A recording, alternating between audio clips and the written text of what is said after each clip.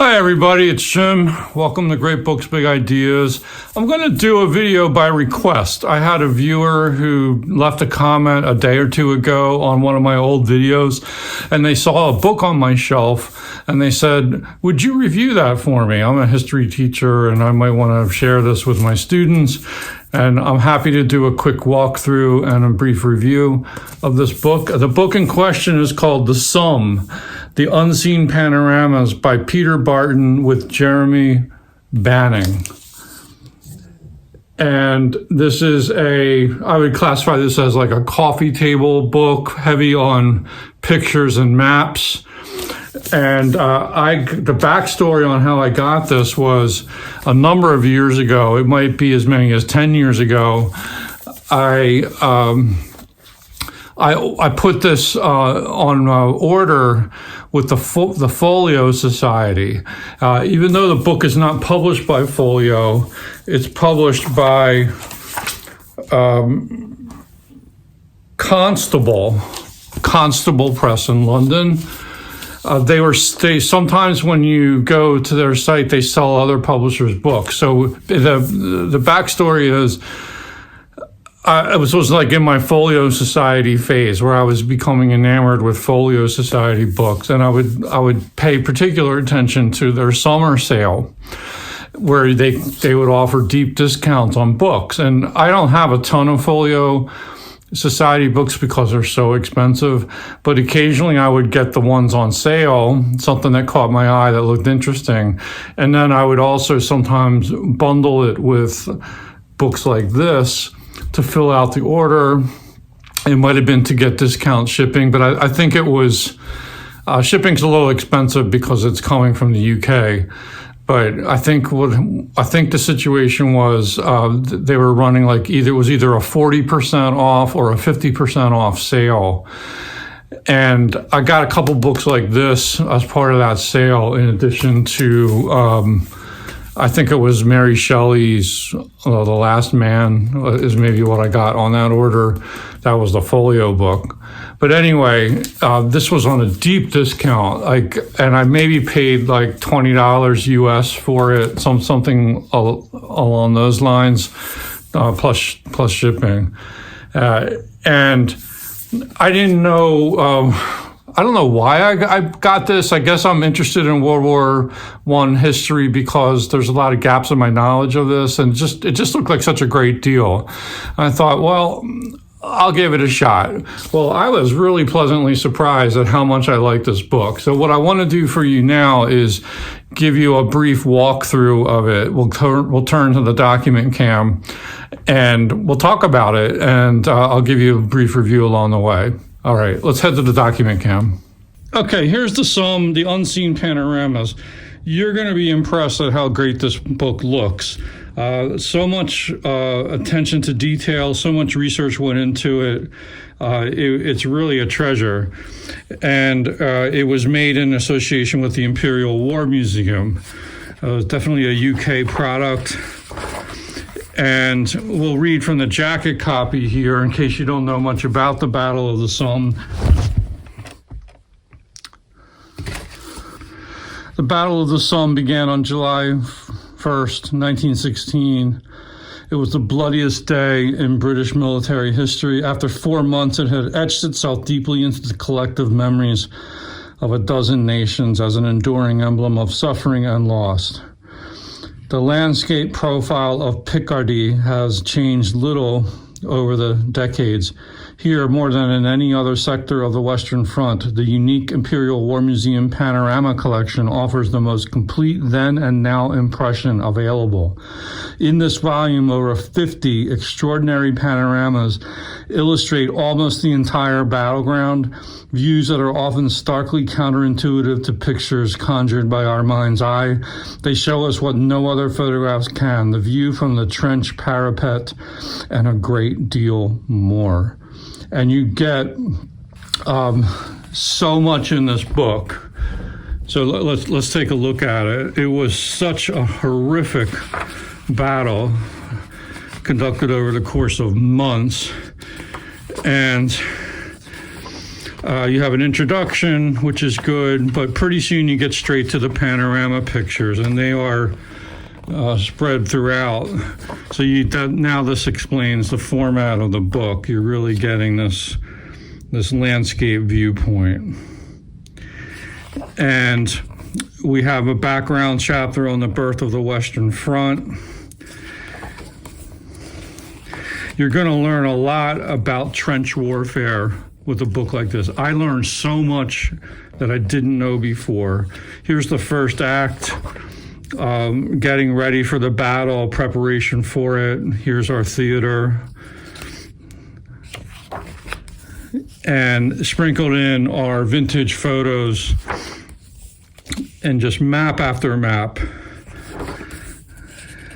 And then sometimes you look at these fold outs. I mean, you talk about panoramas. The camera can't even capture it all. But there are several of these in the book. Diagrams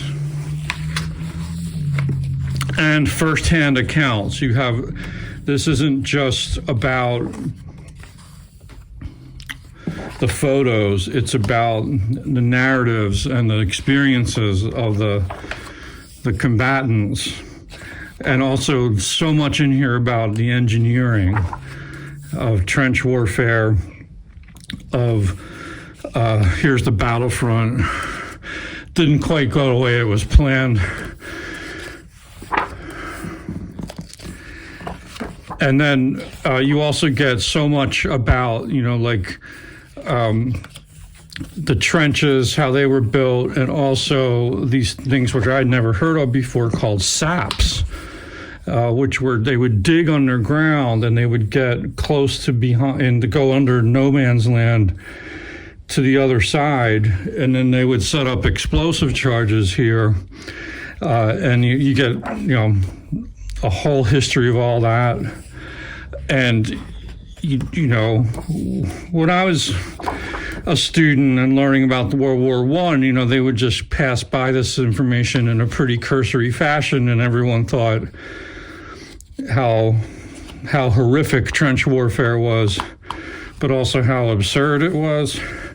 Well, this gets you more into the details of okay, we can stand from afar and judge the war on that ground, but these men had to fight, and these generals had to plan this warfare, and there was so much strategy involved in this. And you're just going like section by section throughout the battlefield you have aerial maps and modern day photography and so forth. So you can see what you're getting here. It's a long book. It took me a little while to get through it, but I went through it a lot faster than I thought I would, because it just held my interest so much. Now, for a lot of readers, this is maybe going to be excessive detail, but if you at all have any taste for coffee table books, maps and photos, military history, and especially World War I historians, here's another one of these fold-outs. This is I would say this is essential. Wow, you look at the devastation, on these battlefields, and it's very, very sobering reading.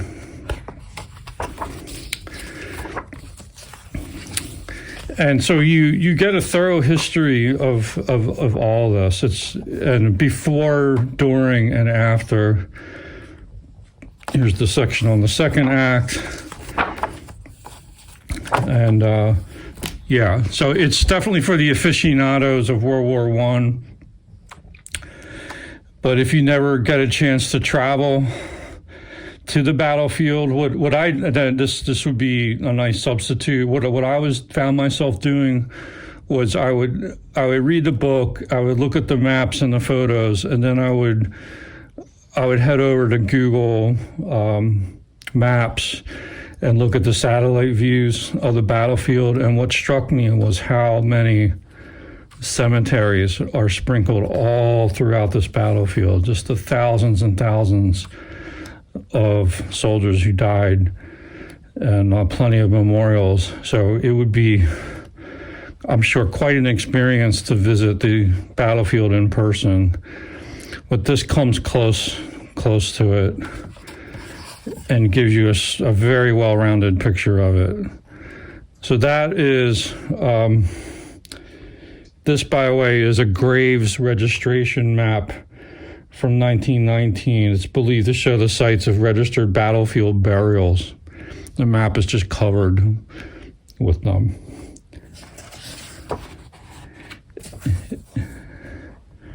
And that is the Somme.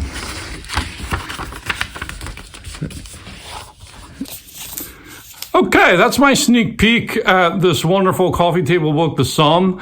My viewer who requested this, I hope you catch this video. I hope it gives you what you were looking for. And anyone else who's interested in military history, see if this book's still in print. And if not, see if you can find it on the used market.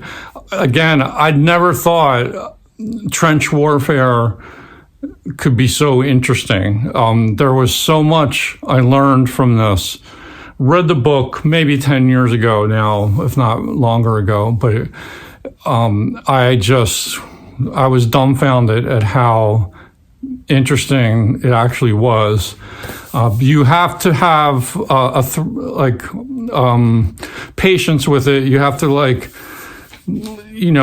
be ready to be assaulted with so much detail. But if you take your time with the book and you study the maps and you get into imagining the battlefield, which the photos help you to do so well, you're going to come with a renewed appreciation for the severity of this battle, the magnitude of it. And it was one of the greatest battles in world history.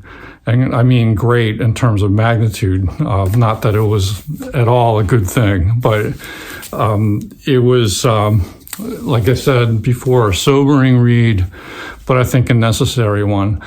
So I'm looking forward to reading more World War I histories and also historical fiction. So this book really piqued my interest in all that. Hope that helps. Enjoy. And we'll talk to you again really soon, I hope. Bye-bye.